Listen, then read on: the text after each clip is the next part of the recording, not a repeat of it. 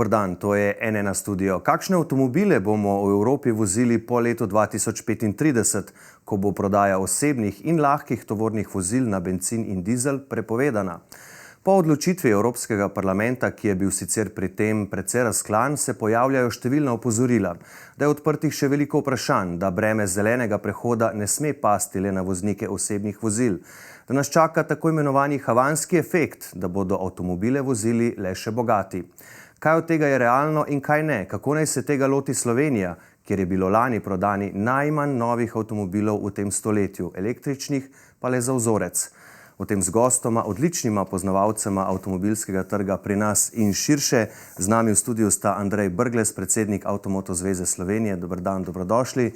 In Boštjan Okorn, Zveza potrošnikov Slovenije. Lep pozdrav tudi vam. Dober dan, želim pozdrav. Pa če začneva midva, gospod Brglez, ta najnovejša odločitev Evropskega parlamenta je bila v bistvu napovedana že lani in je bila pričakovana, ampak vseeno precej razburjena. AMZS pravite, vsi se strinjamo, da bomo morali v prihodnjih letih in desetletjih precej storiti za zeleni prehod in čistejše okolje, vendar breme zelenega prehoda ne bi smelo v tako veliki meri pasti na voznike osebnih avtomobilov. Kaj konkretno vas to najbolj skrbi?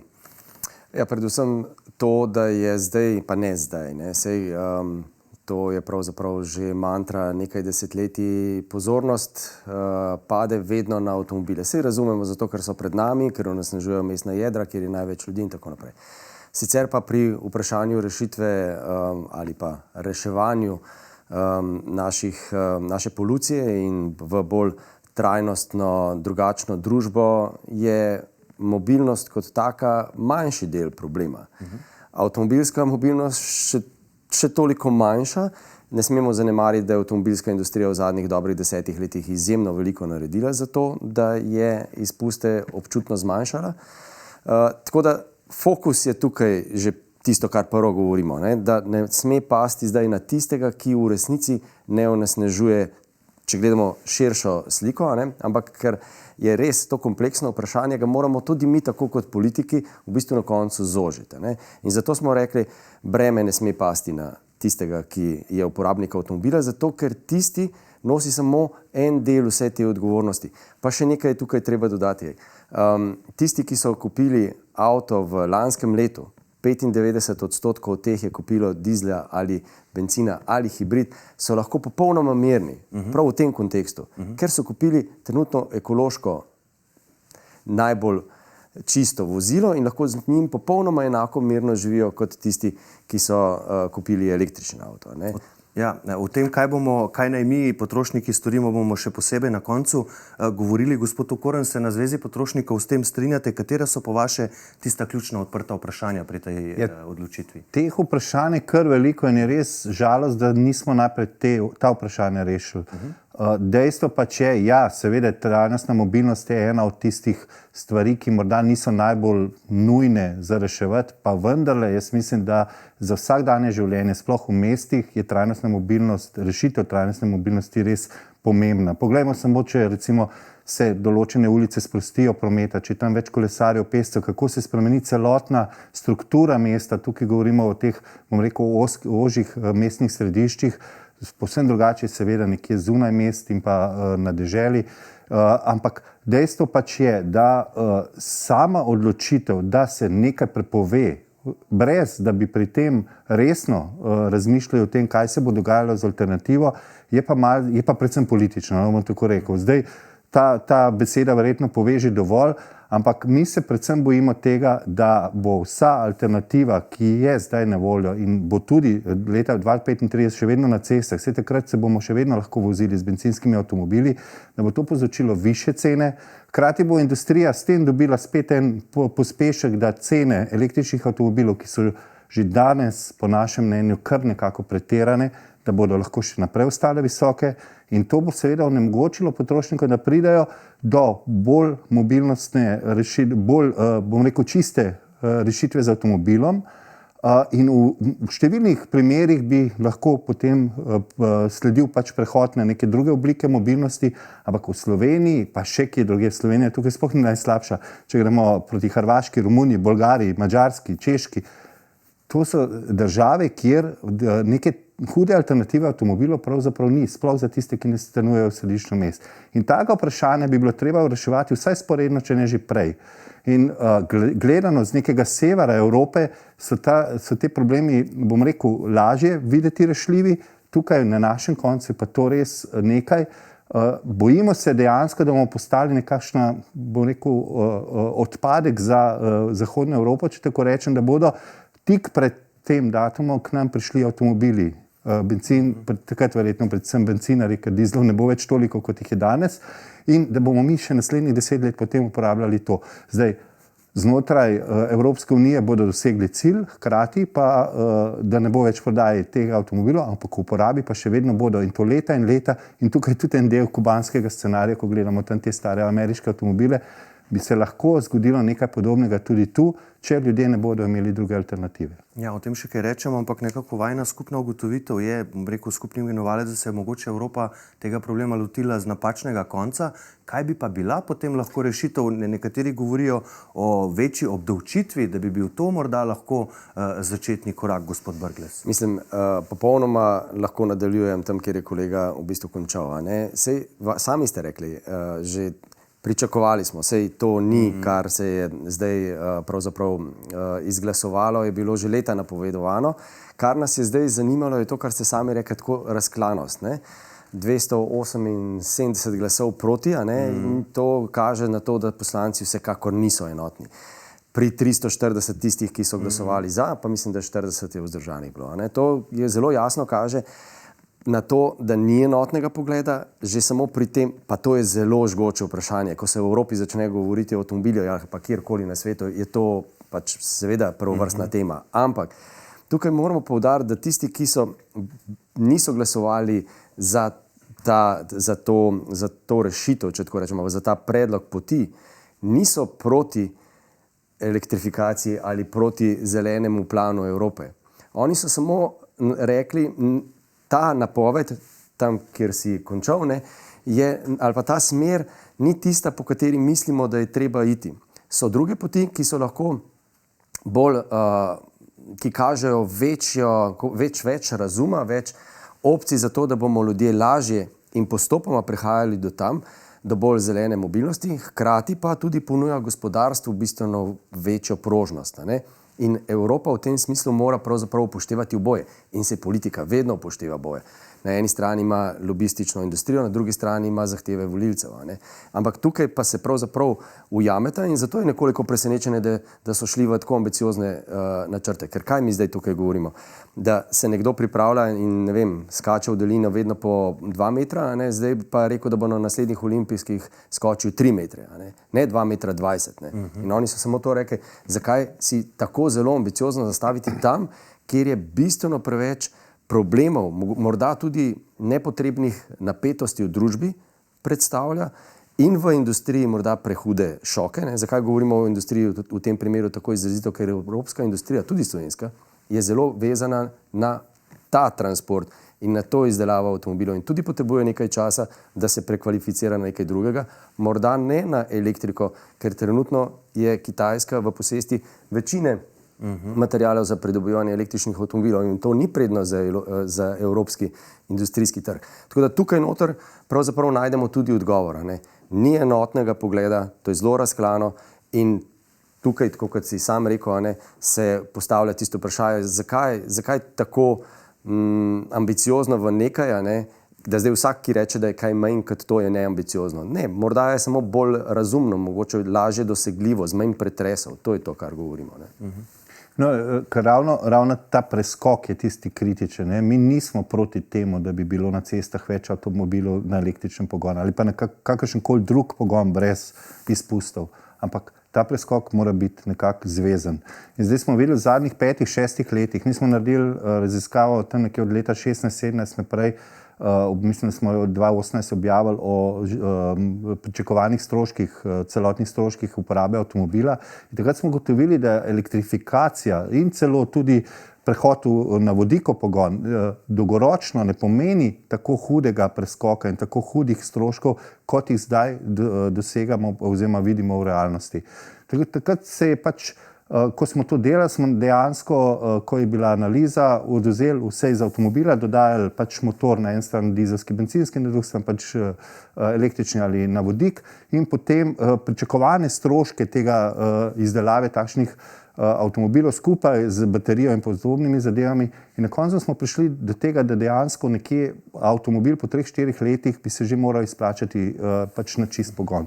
Danes vidimo, da recimo enak avtomobil, imamo pač avtomobile, ki so na različne pogone, da enak avtomobil na električni pogon stane 10 do 15 tisoč evrov več kot tisti na bencinskih pogon, govorimo pa o avtomobilih med 20 in 30 tisoč evri. In tukaj je ta preskok bistveno prevelik, da bi lahko rekli, da gre za mehak prehod. In če bi zdaj nekdo ukinil tiste za 20 tisoč evrov, ne vem, prišli bi dejansko v državah, kot je Slovenija, ki nima alternative do neke mobilnostne revščine.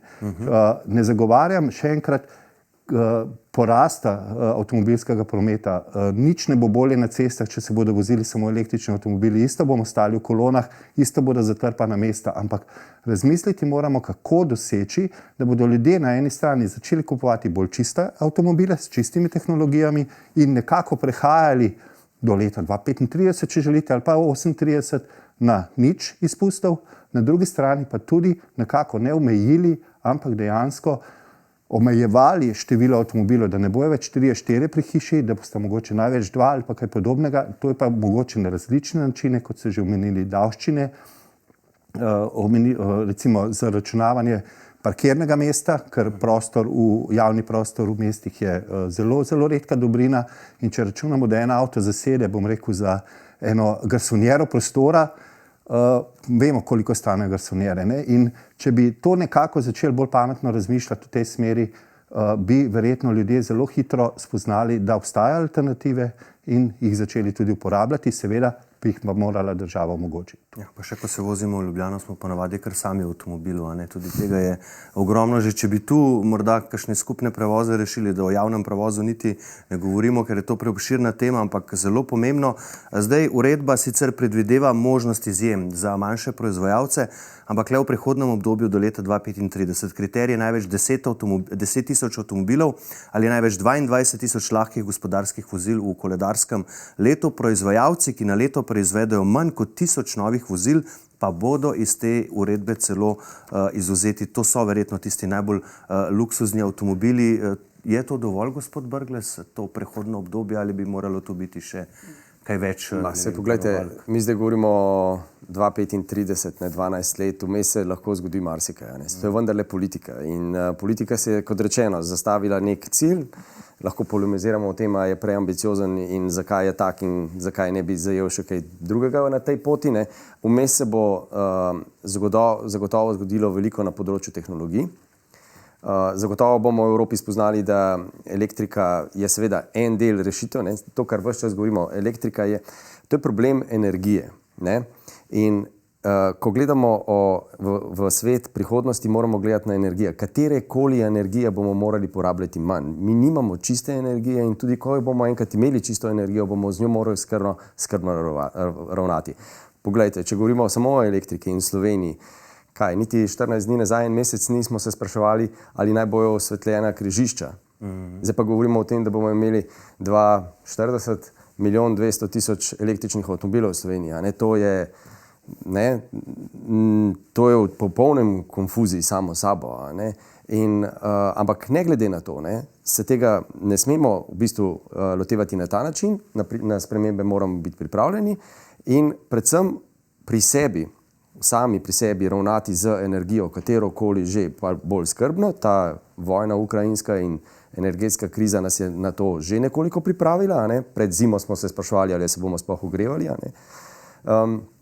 In v tem duhu tudi iskati naprej rešitve. In Evrope jih bo iskala drugače kot Kitajska in drugače kot Amerika. In tukaj moramo najti svojo pot. Svojo pot pri tem, da bomo seveda odprli vse. Ti si zdaj govoril o javnem potniškem prometu, tudi recimo vprašanja o čisti energiji, ki jo bomo dobili, katerokoli že, za katerokoli rabo že. Tukaj smo na tem poti, v teh 12 letih pričakujem, da se bo to bistveno bolj skristaliziralo, bolj nam bo postalo jasno, zato se zdaj pravzaprav nič tektonskega ni spremenilo, ker politike lahko v 12 letih marsikaj spremenijo. pozabijo, predrugačijo, a ne, in niti ne bo to niti tako zelo hudo, ker bo tudi tehnologija ponudila kaj drugega, pa tudi napetost v Evropi bo postala manjša. Ta nestrpnost zdaj, ne, da se nekdo je za zeleno prihodnost, za jutri lepši svet, ne, nekdo pa proti. Ni tako črno-belo. No. Zdaj, nekaj se že rekla tudi o posledicah. Tu bi vseeno citiral Igorja Krapoviča, najbolj znanega slovenskega izdelovalca izpušnih sistemov za finance, je dejal, citiram, globoko dvomim, da bodo avtomobili z notranjim zgorevanjem prepovedani že po letu 2035, če pa bi bili, bi to pomenilo, da bi se z avtomobili vozili samo še bogati, drugi pa bodo hodili peš. Se strinjate s tem, kaj še napoveduje ta gospod Moran? Kot sem že rekel, 5-6 let nazaj bi odgovoril drugače, kot bom zdaj. Avtomobilska industrija v teh 5 letih krenila popolnoma nepričakovano smer. Ali pa so jo oni pričakovali. To je smer večanja dobička pri njih. Mi smo dobili, in tukaj je zelo, zelo velik problem, ki ga bomo mogli začeti v Evropi reševati pred letom 2035, upam, namreč sama učinkovitost teh prevoznih sredstev, na karkoli že so. Če gledamo električne avtomobile, težke 2 tone, 2,5 tone, celo 3 tone, nekateri največji, ki imajo pospeške kot dirkalni avtomobili, hkrati pa so to veliki avtomobili, ki jih mesta ne požirajo v Evropi.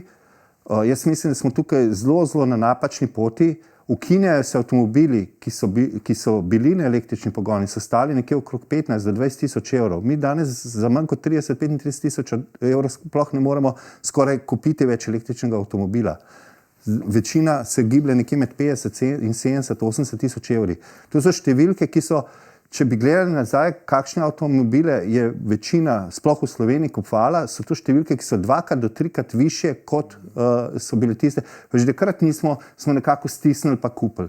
Problem Evrope je ravno ta razklanost med severom in jugom. Če mi vemo, da v Nemčiji 85% avtomobilov registriranih na podjetje, potem vemo, da so to popolnoma drugačne razmere kot v Sloveniji, kjer večina avtomobile kupi iz denarja iz lastnega žepa. To dejansko ne pride, ne moremo se z njimi sploh primerjati. Pač tukaj dejansko kupimo avtomobil in namesto hiše ali stanovanja, v Nemčiji ga pa dobijo kot služben avtomobil in mi se primerjamo z njimi. In ko to gledamo, je seveda jasno, da bo Nemčija, sploh ker podpira tudi svojo industrijo in ker si želi tega prehoda na elektriko, da bodo dejansko oni pač forsirali električne avtomobile.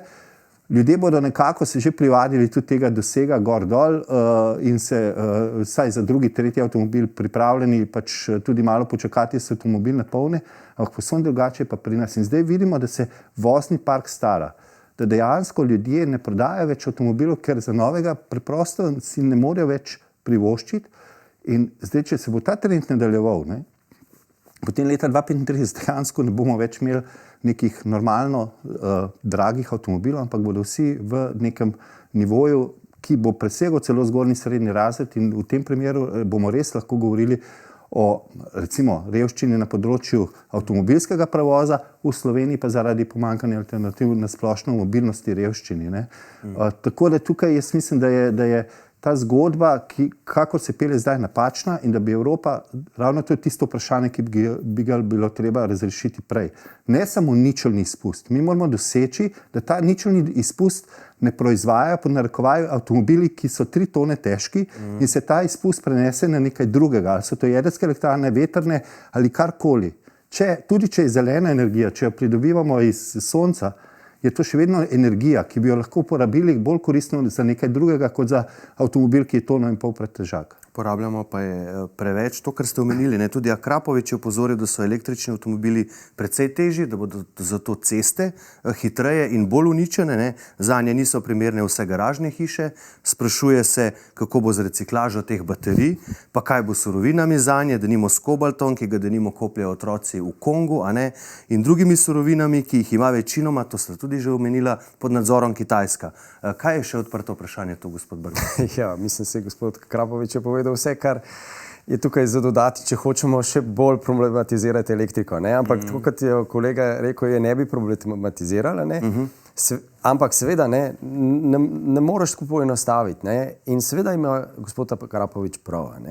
da je svet zdaj popolnoma, kako bi človek rekel, se vozi v eno smer, govori pa drugo. No? Prodajajo se športni terenci, ogromni, težki, tako kot si rekel, ne? Popolnoma neekološki, vse je narobe. On takrat pa zelo dobro to ve, ker tudi v tehničnem smislu. Da so baterije nekaj, kar jemljemo zemlji in ne vračamo, zato je pač omenil tudi reciklažo, ne? Je spet, ne? Zdaj črpamo pač nafto, tam bomo pa kobalt pa druge surovine, ampak nazaj jih ne damo. Ne? In tukaj je, ampak da ne širimo te debate, ne? Ker mislim, da javnosti tudi zdaj že recimo po enih 15-20 letih te debate že zelo veliko tega jasno. Kar je zdaj pretres, je samo to, 2035 ne bom več v trgovini sploh dobil več bencinskega in dizelskega in s tem se mi spremeni popolnoma življenje. Ne, ni rečeno. Ne. Kar nas skrbi je, da bomo postali odpad za stare avtomobile, kar nas bo v naslednjih 2050-2060 zadržalo še na razvojni stopnji, ki ni ta prava, ampak mene v resnici to niti ne skrbi toliko, zato ker mislim, da se bo v 12 letih marsikaj še moralo ustaliti, umiriti, različni tokovi hitrostni Evrope se bojo nekako morali sinhronizirati in jaz tukaj pravzaprav zaupam v enotni evropski prostor. Naša želja je legitimna, prava in samo nasloviti jo bomo morali drugače, ker tudi od tega grozda zelo živimo. Ne pozabimo tudi to, avto je v 100 letih dal človeštvu ogromno. Ne? Mi danes, če odrežemo to, kako danes uporabljamo avto in ne najdemo alternative, to pomeni za šolski, izobraževalni sistem, za turizem, za gospodarstvo, za ogromen del življenja družbe, kakor jo danes poznamo, izjemen hendikep. Zato ne verjamem, da bi se vse to lahko zgodilo z nekim takim rezom. Ne bo se, no, to sem popolnoma prepričan. Postopoma bomo pa morali prehajati v nekaj drugega, kar bo pa pomenilo, in to opozarjamo na Avtomoto zvezi, ne more vse sloneti samo na tem, da bomo mi zdaj se drugače obnašali. Tudi če se bomo popolnoma drugače obnašali, ne politiki, ne gospodarstvu, ne kulturi, ne šolstvu to ne bo všeč, ker bomo nemobilni. Ne? Se pravi, tukaj zdaj zahtevamo od politike in države, to, kar zahtevamo vsi mi nevladniki že vsaj 20 let, jasen načrt Slovenije, kako bomo prišli do 2035, ne z električnimi avtomobili. To je najmanjši problem, to je tehnični problem, pa ekonomski problem. Ampak kako bomo prišli z drugimi oblikami mobilnosti, ki jih moramo v Sloveniji uvesti, da bomo zaživeli 2050 drugače. Polno, mobilnostno, ne z razlikami v ekonomiji prevelikimi, dostopno za vse, zeleno, vse to, kar je politika tako polna v besedah in so lepe besede, ampak kar danes vidimo je, da politika reče 2035 električni avtomobili, vse bo lepo.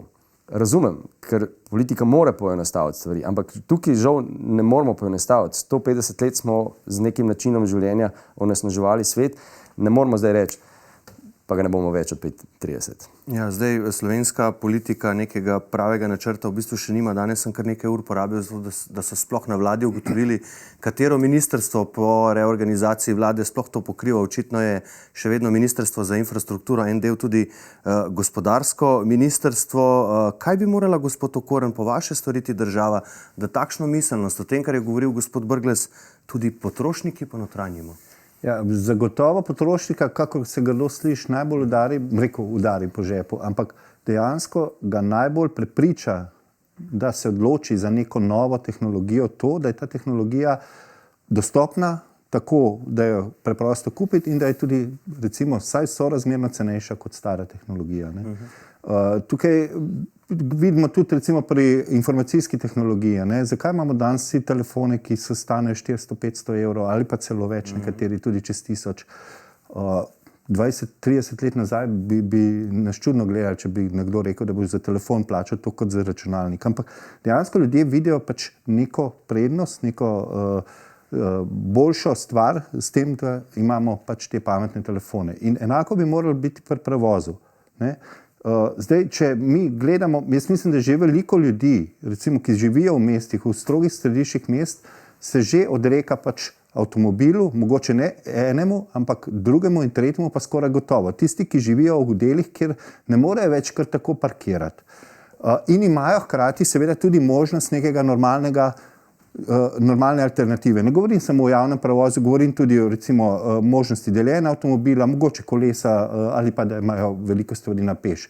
In tukaj je res tako široka tema. Ne? Mi tukaj govorimo tudi o urbanizaciji, o sistemu, kako, če imaš ti vas raztreščeno po 3 hribih naokrog, brez trgovine, brez, bom rekel, teh osnovnih zadev, ali je to lekarna, ali je to bankomat, ali je zdravnik, potem je logično, da bodo te ljudje ne želeli, morali imeti avtomobil.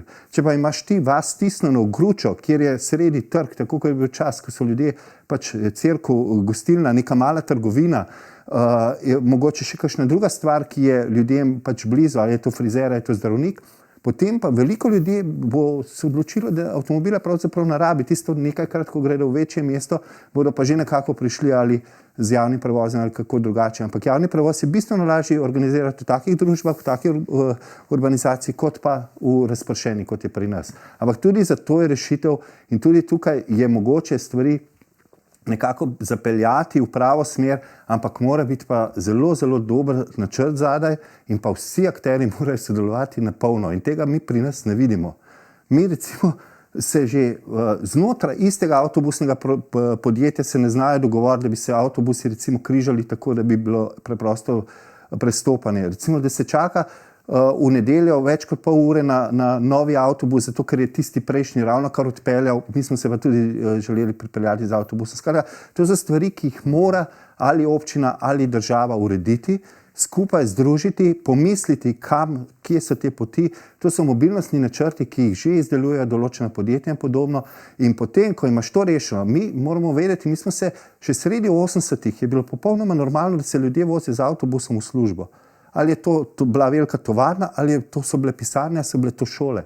In ljudje, ki so to doživljali, pač je čisto običajno, da mu je zdaj to stres, ko se usede v avto, se postavi v kolono in pelje domov, ampak druge rešitve ni, take običajne. In vse to so stvari, ki jih država bo morala v prihodnosti nekako izpeljati in pa tudi s pametno davčno politiko pripeljati ljudi v to, da bodo začeli razmišljati, kaj je najceneje, koliko stane.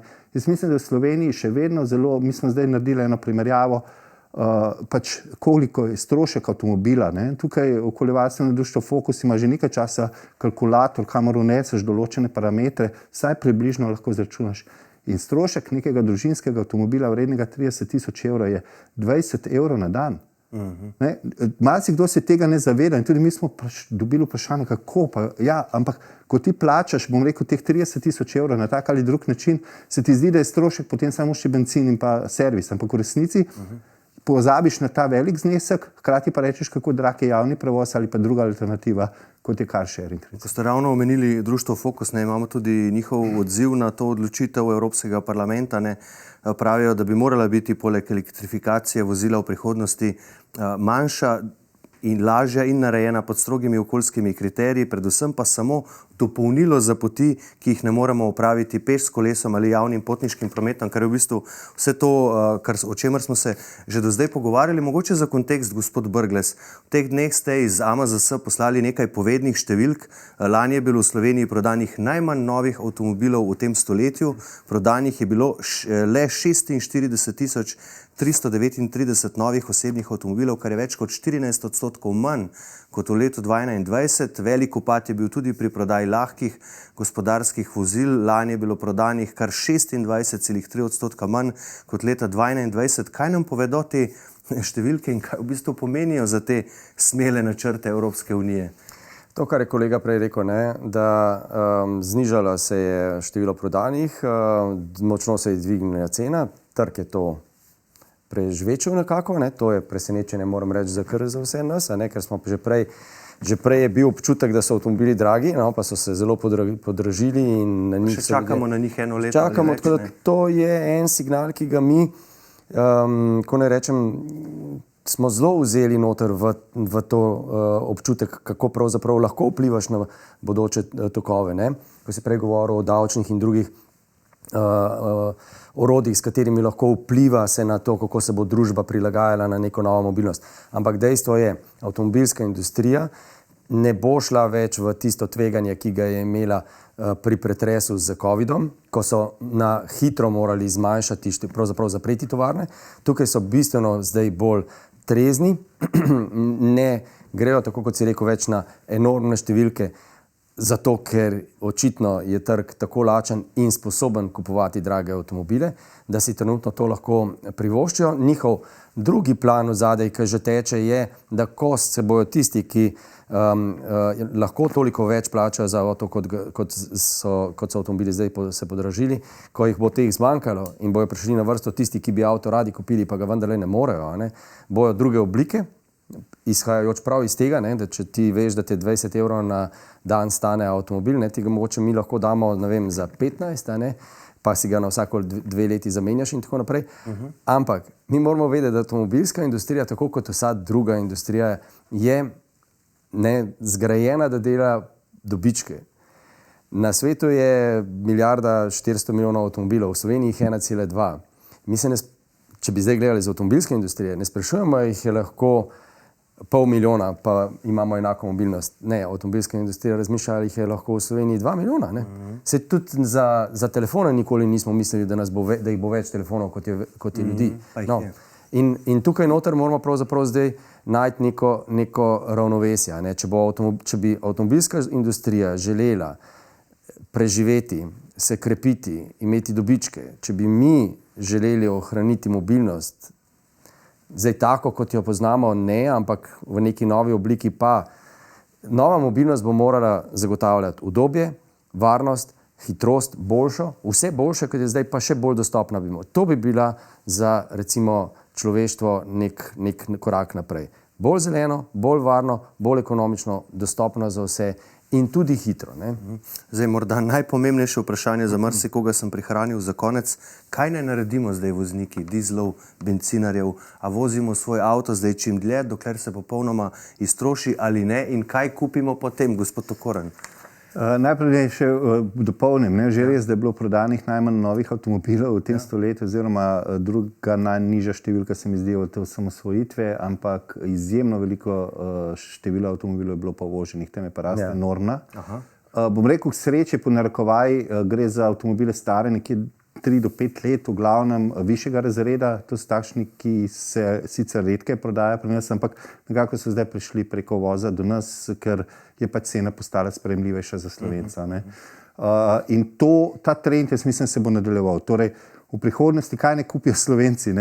Očitno bomo kupovali predvsem rabljene avtomobile, sploh tiste višjih znamk, pri čemer pa obstaja kar nekaj, bom rekel, tveganja pri tem in tukaj je avtomobil žal tak izdelek, ki je zelo čustven in ko nekaj vidiš, ti je zelo všeč, kar zamižiš, da je mogoče pa tole malo bolj majavo, kot bi moralo biti ali pa kaj podobnega. In si zamišljam, da bo kar nekaj težav zaradi tega, tudi več, ko bo pač teh rabljenih, ker bo tudi trg začel požirati tisto, kar morda danes ostane še zunaj. Drugače pa tako, kdor ima avtomobil, naj ga uporablja. Če ima možnost, da ga zamenja vmes, mislim, vedno, kadarkoli, naj ga zamenja.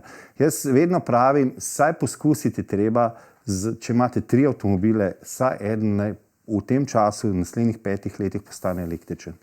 Ni treba zdaj kupiti najdražjega, lahko se začne, bom rekel, s cenejšimi, s tistimi, s katerimi se vozimo na kratke razdalje, morda nekajkrat na leto, kakšno daljšo. Seveda družinski avtomobil, pa jaz dejansko si ne upam predlagati, ne ljudje kupijo električnega. Meni je prav žal, električni avtomobili so načeloma zelo prijazni za vožnjo in vse, ampak si ne predstavljam, kako recimo iti na smučarski oddih, recimo eno soboto ali pa nedeljo, ko je hladno, ko je treba zapeljati na nek hrib, ko se je treba peljati 150 km recimo v eno smer. Kaj vse to za sabo prinese, ko na papirju načeloma bi šlo, ampak ker je pač -10, pa mogoče danes ne gre, in ker gre v hrib, je ta poraba še toliko večja. Skratka, tukaj kar nekaj stvari, pri katerih je treba biti previden, ampak če začnemo, bom rekel, z lagoma, morda v tem času bodo že električni avtomobili prišli tudi na trg rabljenih avtomobilov. Mi smo takrat pri izračunu teh stroškov lastništva ugotavljali, da drugi, tretji lastnik bosta zagotovo že profitirala zelo hitro z električnim avtomobilom in hkrati se jih bomo mogoče navadili in na koncu videli, da niso tak bav, sploh ne za vsakdanji promet, se pravi v službo in nazaj. Drugače pa potem, bliže 35, pa srčno upam, da bo industrija, čeprav nisem zelo optimističen, ampak da bo tudi v industriji se nekaj premaknilo. Ne? Vedno se govori o tem, da so najboljše odkritja takrat, ko je kriza, ko dejansko nekdo stisne pred zid. Ne? In če bomo dosegli ta preboj, da bo neko brezizpustno, se pravi vozilo z nič izpusta, naj bo električno, naj bo na vodik, naj bo na katerokoli novo tehnologijo, uspel prebiti, bom rekel, to mejo in pa doseči to obdobje, ki ga imamo danes z bencinskimi avtomobili, se pravi, da je to točenje oziroma polnjenje ali pa doseg tako dolg, da se o tem sploh ne sprašuješ več, potem smo naredili vse. Recimo nek doseg 1000 km bi bil za 99,9% voznikov več kot dovolj, bi pač prišel nekam na cilj, prespal, ta čas bi se spet napolnil. Ampak dokler pa imamo dosege realne, sploh zdaj po zimi, med 200 in 250 km, pa to ni avtomobil, ki bi ga res priporočali kar tako. Ne? Za edinega pa vem, da ga imajo ljudje, pa vem, da z njimi zelo dobro živijo, ampak žal, če malo poznamo te ljudi, voznike avtomobilov, vemo, da je to kar lahko velik stres. Pa kje bi bile vse polnilnice, ne? Če bi imeli 1.200.000 električnih avtomobilov, kaj pa vaš nasvet? Če dodam na tisto, kar sem vam že prej rekel, v Avtomoto zvezi spodbujamo nakupe novih bencinskih, dizelskih avtomobilov, so vsekakor ekološko trenutno taki, da ni treba imeti slabe vesti zaradi tega, ker ste kupili tak avto, sploh ne, a ne. So varni, tako da tudi veliko sovražnega govora, napetosti je zdaj med tistimi, ki so za električni, tisti, ki so proti. To je vse samo balast, ki nikakor ne pomaga v trajnost peljati katerokoli že. In zato je popolnoma odveč. In v 12 letih se bo, tako kot si rekel, marsikaj spremenilo in vmes tisti avto, ki vam najbolj ustreza in izpolni najbolj vaše trenutne potrebe, to je to in ne imeti slabe vesti. Seveda, kar pa gremo korak naprej, za Slovenijo bi pa bilo zelo slabo, če bi postala nekakšno parkiranje za zelo stare avtomobile iz severa. To se pa moramo potruditi, da pač gremo v pomlajevanje voznega parka. Zdaj je nekaj čez 10 let star in fino bi bilo, če bi lahko bil mlajši, kar pa pomeni, da morajo biti kupna moč dovolj visoka, da seveda bomo kupovali bencinske in dizelske, ker bojo ceneje očitno električnih in samo ne imeti slabe vesti za to. To je pa že vprašanje za našo vlado, ki bo to očitno v Bruslju podprla to odločitev Evropskega parlamenta. Za naprej bomo pa še videli in o tem se bomo pogovarjali takrat, ko bomo vedeli, kaj načrtuje. Za danes pa spoštovana gosta, gospod Okorn, gospod Brglez, najlepša hvala, da ste prišla na N1. Hvala vam. Hvala lepa. Hvala pa tudi vam za vašo pozornost. Seveda vse podrobnosti v zvezi s to pomembno novostjo za Evropsko unijo in naš prostor najdete na naši spletni strani n1info.si. Iz studija pa le še lep pozdrav in nasvidenje.